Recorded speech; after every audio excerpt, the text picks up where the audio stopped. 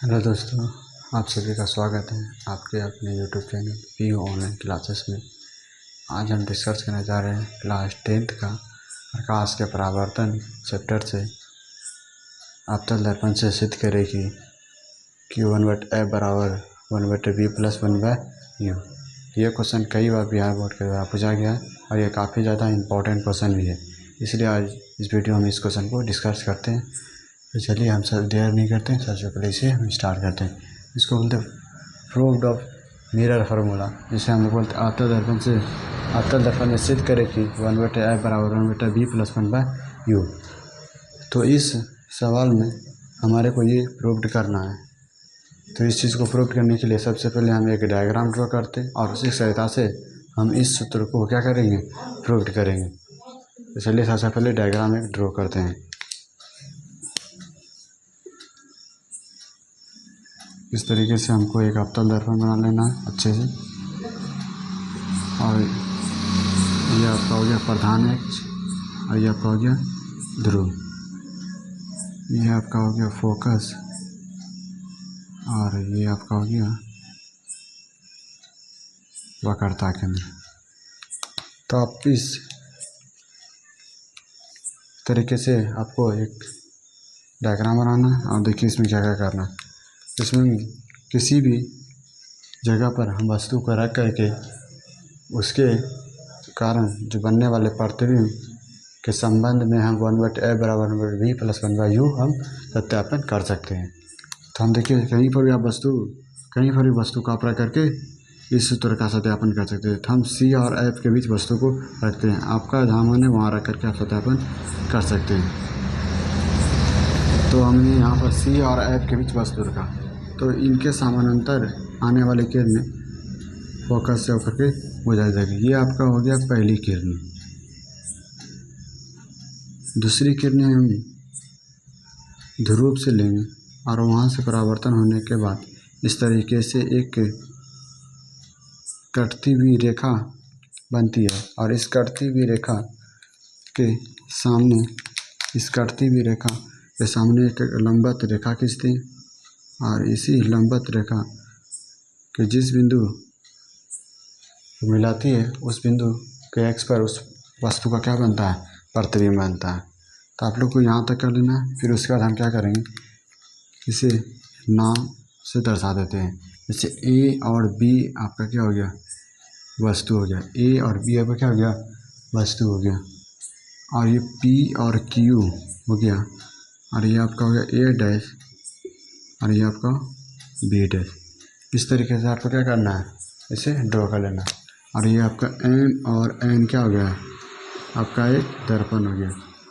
तो सबसे पहले हम यहाँ पर इस तरीके से इसे डायग्राम अच्छे तरीके से आपको ड्रॉ कर लेना है। फिर इस डायग्राम के बारे में आपको 2 लाइन यहाँ पर लिख देना है। तो हम लिखते हैं, माना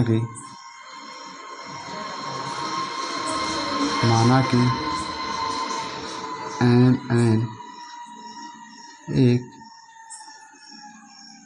अवतल दर्पण है जिसकी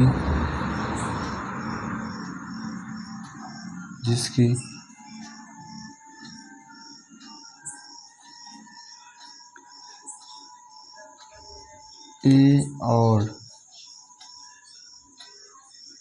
और P जिसकी C वक्रता केंद्र तथा F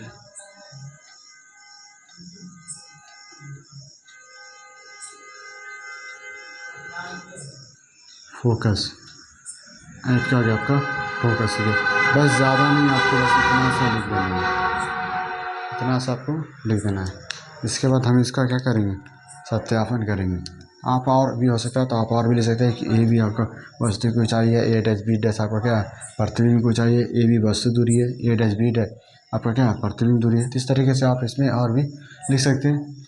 तो ज़्यादा नहीं, आप इतना सा लिखिए, बस इतना सा ही आपके लिए ठीक रहेगा। और बाकी बात आपका मन, आप आगे भी लिख सकते हैं तो कोई दिक्कत इसमें नहीं होगा। तो चलिए हम सबसे पहले इसमें सत्यापन करते हैं। इसमें हमारे को सबसे पहले दो त्रिभुज लेंगे और उस दो त्रिभुज की सहायता से हम एक समीकरण निकालेंगे। फिर उसके बाद दो त्रिभुज और लेंगे और उस दो त्रिभुज से एक और समीकरण निकालेंगे और दोनों समीकरण को हम लोग हल कर देंगे। तो आपका ये दर्पण सूत्र से 1/f बराबर 1/b+1/u आपका क्या हो जाएगा, सत्यापन हो जाएगा। बस इसी मेथड को आप माइंड में रखिए और आप इसे हल कीजिए, आप आसानी से ये सवाल आपका बन जाएगा। तो इस तरीके से हम क्या करेंगे, तो सबसे पहले हम दो त्रिभुज लेते हैं। तो दो त्रिभुज में जैसे ABP एक त्रिभुज हो गया, A', B', P आपका ये दूसरा त्रिभुज हो गया। ये मान के लिए आपका पहला त्रिभुज है और इस तरीके से आपका ये क्या हो गया, दूसरा त्रिभुज हो गया। ये पहला त्रिभुज आपका कौन, APB आपका पहला त्रिभुज, A', B', P' ये आपका दूसरा त्रिभुज हो गया। और ये दोनों त्रिभुज क्या है, समरूप त्रिभुज है। कौन सा त्रिभुज है, समरूप त्रिभुज। समरूप त्रिभुज उस त्रिभुज को कहते हैं जिसकी तीनों कोण आपस में क्या होते हैं, बराबर होते हैं। और समरूप त्रिभुज के सभी कोण आपस में बराबर होते हैं, किंतु जरूरी नहीं है कि समरूप त्रिभुज के सभी कोण आपस में बराबर तो सभी भुजाएं भी आपस में बराबर हो सकती है, इसलिए इस बात को आपको ध्यान में रखना है। तो इस तरीके से हम लोग देख लेते हैं A और P में आपको ये वाली कोण और ये वाली कोण आपको नज़र आ रहा होगा। और फिर उसके बाद में इस तरीके से ये वाली कोण आपस में क्या होंगे, बराबर होंगे। ये कोण और ये कोण आपस में बराबर होंगे। इस त्रिभुज में ये कोण और ये कोण क्या आपस में बराबर होगा और ये भी कोण और ये भी कोण क्या है आपका बराबर होगा। इस तरीके से हमने देखा दो त्रिभुज में सभी कोण क्या है, तीनों कोण क्या है, किस आपस में बराबर। इसलिए हम कह सकते हैं A', B', A और B, P दोनों त्रिभुज क्या समरूप त्रिभुज है। तो समरूप त्रिभुज आइए हम लिख लेते हैं। यहाँ पर ज़्यादा समय व्यतीत नहीं करते हैं, देखते हैं। तो हम लोग इसको लिख लेते हैं। सबसे पहले इसको हम लोग लिखते हैं, देखिए हम लोग लिखते हैं त्रिभुज ABP। त्रिभुज आपका क्या ABP समरूप है, ABP समरूप है। किसके समरूप है, तो A' त्रिभुज A', B', P। याद रखें कि समरूप त्रिभुज के सभी कोण आपस में बराबर होते हैं, किंतु सभी भुजाएं आपस में बराबर हो सकते हैं। यह कोई संभव की बात, कोई ज़रूरी नहीं कि सभी भुजाएं आपस में बराबर हो। किंतु अगर समरूप त्रिभुज है तो सब समरूप त्रिभुज होते हैं, तो दोनों त्रिभुज की ऊंचाई और दोनों त्रिभुज के आधार का अनुपात आपस में क्या होता है, हमेशा बराबर होता है। जब समरूप त्रिभुज की दो भुजाएं आपस में बराबर होती है तो दोनों त्रिभुज की ऊंचाई और दोनों त्रिभुज के आधार क्या होते हैं, आपस में बराबर होते हैं। तो इस तरीके से हमने सबसे पहले दो त्रिभुज लिख लिया, दोनों त्रिभुज एक दूसरे के समरूप है। जब समरूप होते हैं तो दोनों त्रिभुज की ऊंचाई दोनों आपस में बराबर होती है और दोनों त्रिभुज के अनुपात की ऊंचाई क्या होती है, आपस में बराबर होते हैं। तो हम इससे भी लिख लेते हैं। तो सबसे पहले हम लिखेंगे प्रतिबिंब की ऊंचाई, फिर बाद में वास्तविक ऊंचाई। तो सबसे पहले लिखेंगे प्रतिबिंब ऊंचाई, बाद में वास्तविक ऊंचाई लिखेंगे। तो देखिए सबसे पहले हम लिख लेते हैं A', B', A और B बराबर है। आप दोनों का आधार ले लेते हैं। तो सबसे पहले प्रतिबिंब का आधार ले लेंगे। तो प्रतिबिंब का आधार क्या हो जाएगा, A', P। क्या हो गया, A', P। आपका क्या होगा, प्रतिबिंब का आधार क्या, वस्तु का आधार क्या है, A और P आपका आधार हो गया और A', B' आपका प्रतिबिंब का आधार। वस्तु का आधार हो गया आपका A और P। वस्तु को चाहिए AB और प्रतिबिंब को चाहिए A', B'। कोई दिक्कत यहाँ तक, दिक्कत नहीं होना चाहिए। फिर देखते हैं आगे। तो ये आपका इस तरीके से हमने समीकरण फर्स्ट लिखा लिया। तो पहले त्रिभुज से हमने समीकरण फर्स्ट लिखा लिया, बहुत ही आसान था। देखिए अब दूसरा देख लेते हैं हम लोग। तो दूसरा हम लोग देखते हैं दूसरा त्रिभुज। तो ये देख लो पहला त्रिभुज, दूसरा त्रिभुज। अब देख लो तीसरा त्रिभुज देखते हैं। तीसरा त्रिभुज हमारे को PQF, ये तीसरा त्रिभुज है। PQF आपका क्या है, तीसरा त्रिभुज है। और A', B', F आपका क्या है, ये चौथा त्रिभुज है। PQF आपका तीसरा त्रिभुज, A', B', F क्या आ गया आपका चौथा त्रिभुज है। कोई दिक्कत यहाँ तक। आप दोनों त्रिभुज के तीनों कोण क्या आपस में बराबर है। जब तीनों कोण आपस में बराबर होते हैं तो ये भी समरूप त्रिभुज है। क्या है, समरूप त्रिभुज है। तो ये क्या आपका समरूप है कि नहीं है, यहाँ पर लिख देते हैं समरूप है। तो इस तरीके से यहाँ पर देखिए ये भी कोण आपस में बराबर, ये कोण बराबर, यानी A dash B dash F P और क्यू एफ दोनों त्रिभुज के कोण आप तीनों कोण आपस में बराबर है। तो ये समरूप त्रिभुज, जैसा समरूप त्रिभुज होते हैं तो समरूप त्रिभुज की ऊंचाई, दोनों की ऊंचाई आपस में बराबर होते हैं। दोनों की ऊंचाई के अनुपात क्या होता है, आपस में बराबर होता है। और दोनों के आधार का अनुपात भी क्या होता है, आपस में हमेशा बराबर होते हैं। इस तरीके से हम दोनों त्रिभुज को हम सबसे पहले लिख देते हैं। आपका दोनों त्रिभुज में आपका सब लिख देते हैं पी क्यू एफ समरूप है। किसके समरूप है, तो त्रिभुज ए डैश बी डैश एफ के। इस तरीके से दोनों त्रिभुज का समरूप है। आप दोनों की ऊंचाई, सबसे पहले हम प्रतिबिंब की ऊंचाई लिखेंगे, तो ए डैश बी डैश, फिर उसके बाद वस्तु की ऊंचाई लिखेंगे, तो पी और क्यू हो गया बराबर। अब दोनों का आधार का अनुपात ले लेते हैं। दोनों का आधार का अनुपात हो, प्रतिबिंब का आधार का, प्रतिबिंब के आधार का ले लेते हैं, प्रतिबिंब का आधार ले लेते हैं। प्रतिबिंब का आधार हो जाएगा ए डैश एफ, ए डैश एफ। अब वस्तु का आधार तो क्या हो जाएगा पी एफ, क्या हो जाएगा पी एफ हो गया। तो यहाँ देखिए पी और क्यू बराबर ए बी के, दो आमने सामने की भुजा क्या होते हैं, आपस में बराबर होते हैं। तो यानी हम कह सकते हैं पी जब पी के नज़दीक क्यू काफ़ी नज़दीक, जहाँ पी के काफ़ी ज़्यादा नज़दीक क्यू होगा तो इनकी भुजा और इनकी भुजा आपस में क्या होंगे, बराबर होंगे। जब इनकी भुजा आपस में बराबर होगा तो हम यहाँ पर लिख सकते हैं पी क्यू बराबर है ए बी के। पी क्यू क्या है, ए बी के बराबर, यानी दोनों भुजाएं आपस में बराबर है। आमने सामने की भुजा आपस में बराबर होती है। तो हम क्या कर सकते हैं, पी क्यू की जगह पर हम ए बी लिख सकते हैं, यानी A dash B dash, P Q की जगह पर हम लोग ए बी लिखते हैं। इधर हो जाएगा ए डैश एफ और आपका हो जाएगा पी एफ। इस तरीके से हो गया और इसे हम लोग समीकरण सेकेंड मान लेंगे। तो आप लोग यहाँ तक आसानी से कर सकते हैं और आप लोग यहाँ तक कर लीजिएगा। तो यहाँ तक करने के बाद आपका कुछ नहीं है, आसानी से आप इसको देख सकते हैं। तो देखिए हम देख सकते हैं जब दो समीकरण हमारा निकल गया तो दोनों समीकरण के लेफ्ट साइड जब इक्वल होता है तो राइट साइड भी क्या होता है, इक्वल होता है। जब किसी भी समीकरण का अगर जहाँ लेफ्ट साइड अगर जहाँ इक्वल है तो राइट साइड भी क्या होगा, इक्वल होगा। तो इस तरीके से हम इसको आगे लिख लेते हैं। तो देखिए इसे हम किस तरीके से लिखेंगे, इस तरीके से हम लोग यहाँ पर इसे लिख लेते हैं। तो ए डैश लिख लेंगे सबसे पहले समीकरण फर्स्ट और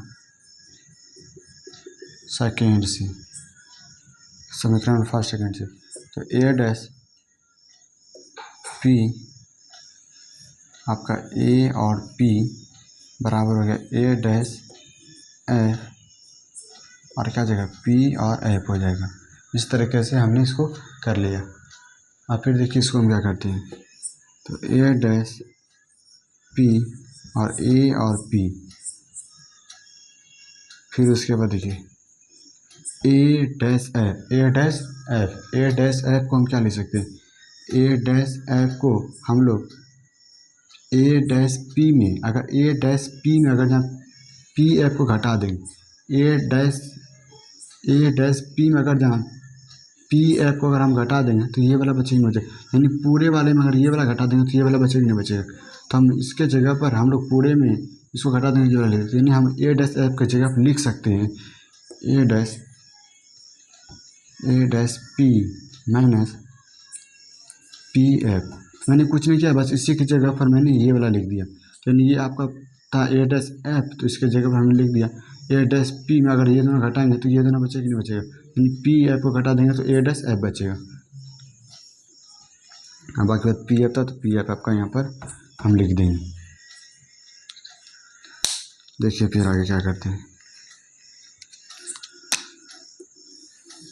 इस तरीके से देखिए,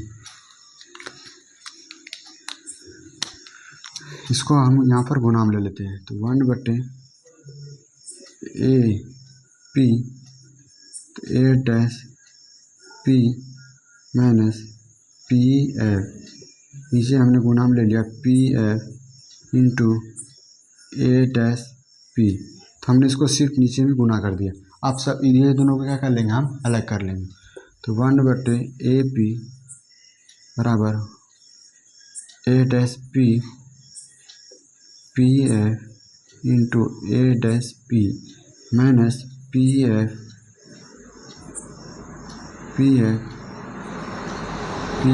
इंटू A डैश P। इस तरीके से हमने इसको अलग कर लेना, आपको भी इसी तरीके से कर लेना है अलग। फिर हम लोग यहाँ अलग कर लेते हैं, तो देख रहे हैं A डैश P और A dash P cancel out हो जा रहा है, PF और PF आपका कैंसिल हो जा रहा है। तो बच क्या रहा है, आपको वो सिर्फ लिख लेना। तो 1/AP बराबर 1/PF minus 1/A dash P, आपका ये बच रहा है। फिर उसके बाद देखिए हम यहाँ पर लिख लेते हैं A और P और A, यहाँ पर देखिए P और A आपका क्या है, P और A आपका वास्तविक दूरी है। क्या है, वास्तविक दूरी। और जब अवतल दर्पण होता है वास्तविक दूरी किस में होता है, माइनस में होता है। P और A डैश और P, A डैश और P आपका क्या है, प्रतिबिंब दूरी। और आपका ये अवतल दर्पण है तो प्रतिबिंब दूरी भी किस में जाएगा, माइनस में हो जाएगा। और P और F आपका क्या हो जाएगा, P और F आपका क्या हो जाएगा, फोकस दूरी। और अवतल दर्पण है तो फोकस दूरी भी किस में जाएगा, माइनस में जाएगा। इतना सा आपने अगर आप प्रकाश के परावर्तन चैप्टर आपने अगर पढ़ा होगा तो आपको ये सारी चीज़ आपको पता होगा। बस इसी चीज़ों को हम लोग यहाँ पर लिख देते हैं। तो 1/1 कर देते हैं। तो 1/P मतलब AP की जगह पर हम क्या कर सकते हैं, यहाँ पर आपका AP। तो AP बोलिए PA बोलिए, कोई दिक्कत नहीं। क्या क्या हो जाएगा, माइनस U हो जाएगा बराबर, क्योंकि गुना में तो उससे कोई दिक्कत नहीं होता। तो 1/PF है, तो PF की जगह पर माइनस F लिख सकते हैं, माइनस F लिख दिया। क्या माइनस था, माइनस देते हैं। 1/A डैश P की जगह पर माइनस B लिख सकते हैं। तो देखिए, तो 1/F को माइनस में तो इधर लेके आ जाते हैं, बराबर की साइड लेंगे तो प्लस में हो जाएगा। तो 1/F हो गया प्लस में, और ये बराबर की साइड इसको ले जाते हैं, 1/U को ले जाते हैं माइनस में, तो इधर किसमें हो जाएगा, प्लस में जाएगा। पर देखिए माइनस क्या हो जाता है, आपका प्लस हो जाता है, यानी 1/B प्लस में हो गया। और ये माइनस में तो उधर चला जाएगा किसमें, प्लस में, 1/ क्या हो जाएगा, U हो जाएगा। तो इस तरीके से हमने क्या कर दिया, इसका सत्यापन कर दिया। इस तरीके से हमने क्या कर दिया, इसका सत्यापन कर दिया। आप इसे उतार लेंगे अच्छे तरीके से। तो मैंने सबसे साधारण तरीका जिससे कि आप आसानी से बना सकते हैं, और आप इसे अच्छे तरीके से उतार लेना। तो फिलहाल के लिए इस वीडियो में इतना ही। बाकी वीडियो में बने रहने के लिए आप इस चैनल को सब्सक्राइब एंड लाइक कर दें, ताकि इस तरह के वीडियो आपको आसानी से उपलब्ध हो सके। आज के लिए फ़िलहाल इतना ही, धन्यवाद।